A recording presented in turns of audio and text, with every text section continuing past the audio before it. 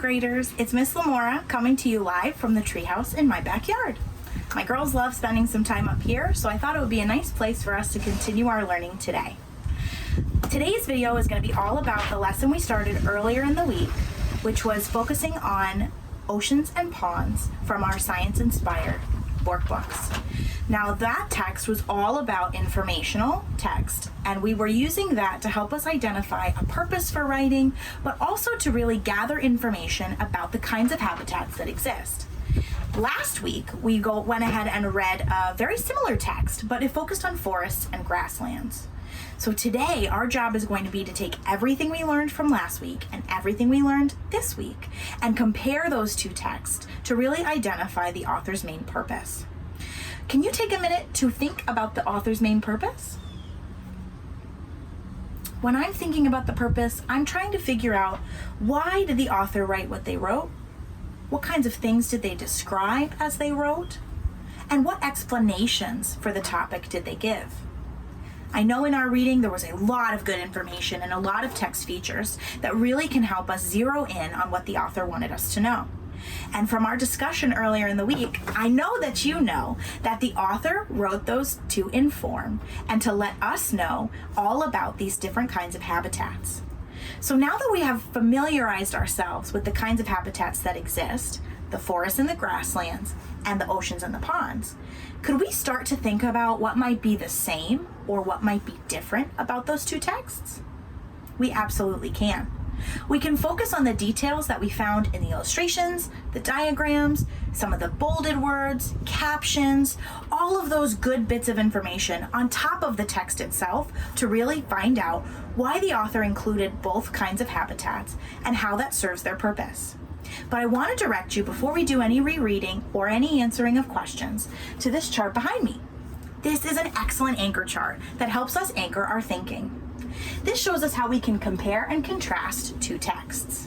Whenever we compare two texts or contrast them, we want to number the passages first.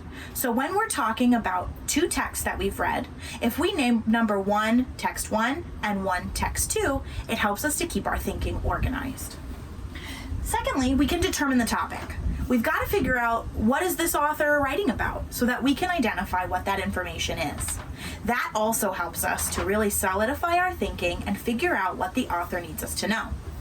That leads us right into thinking about the author's purpose for writing. Why did they write this text in the first place? And when I'm relating that to the texts we wrote, I'm thinking about, why do I need to know about grasslands and forests? Why do I need to know about oceans and ponds? How are those important, and how do they help me get more information? We can look for ideas that are different and look for ideas that are the same. Those two steps are going to focus on us using some very important terms. Down here, when we compare or contrast, we can look for key vocabulary to help guide our thinking.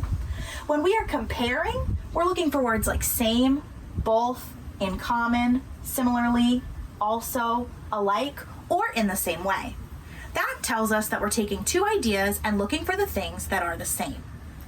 When we're contrasting, we're looking for words like different, however, on the other hand, but, unlike, although, or even though, to show us that these ideas are going to be different.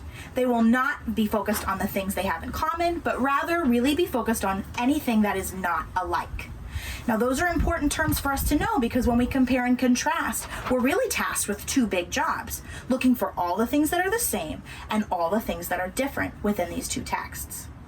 When I use all of these strategies, I might want to make myself a chart just to sort my thoughts, organize my thinking, and make sure that I have everything covered as I analyze the text. And our job today is going to be just that, analyzing the text and figuring out what pieces are the same and what pieces are different as we move through those materials.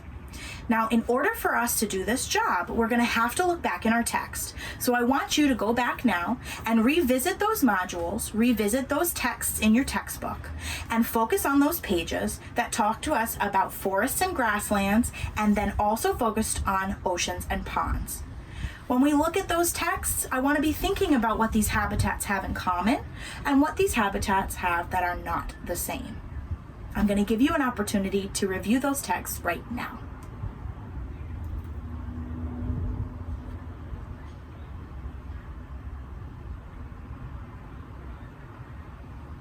Great job looking back.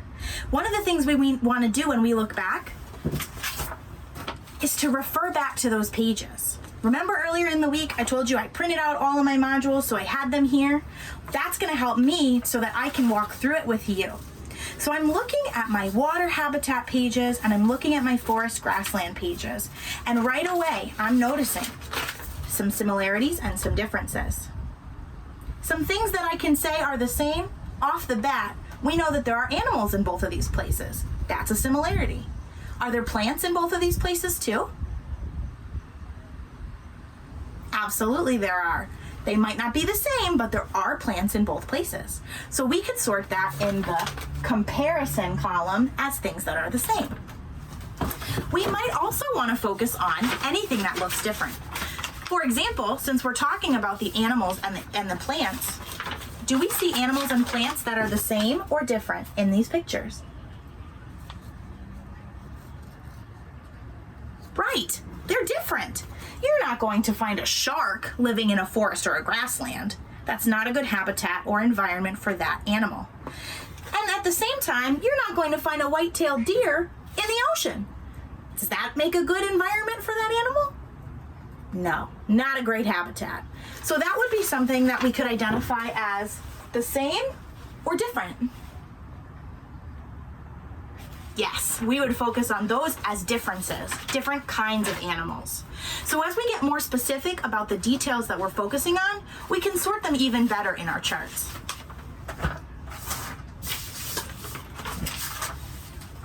I want to remind you as you're rereading, your strategy to go back into your book, stop and notice where you had left off in your reading, read the last thing you remember really understanding, and rereading all of the bits and pieces again to make them fresh in your mind. That's going to help build your stamina and keep your brain strong.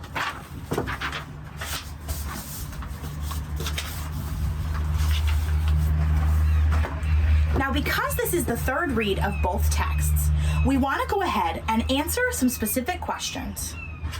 What is the topic of these texts? Is it A, habitats, B, animals, or C, plants? Take some time to think about what we focused on as we read.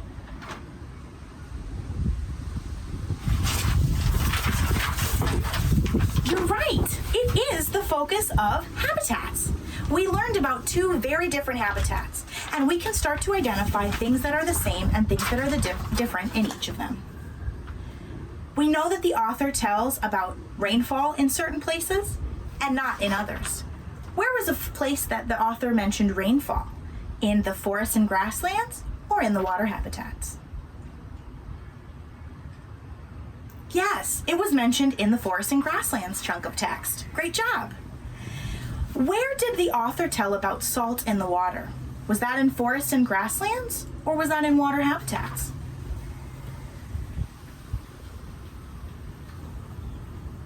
Nice work. That was in water habitats. When the author talks about how animals stay safe within their habitat, does that happen in forests and grasslands? Yes, it also happens in water habitats. So we could say, as we compare and contrast those places, that they have the same information. All of this information cycles back around to help underline the big idea of the text. And in this case, the big idea is that these are habitats that you can find in the environment. The author wrote this purpose to give us some information about habitats around us. And I'm so glad that we had the opportunity to walk through this together. I can't wait to see you next week. Bye!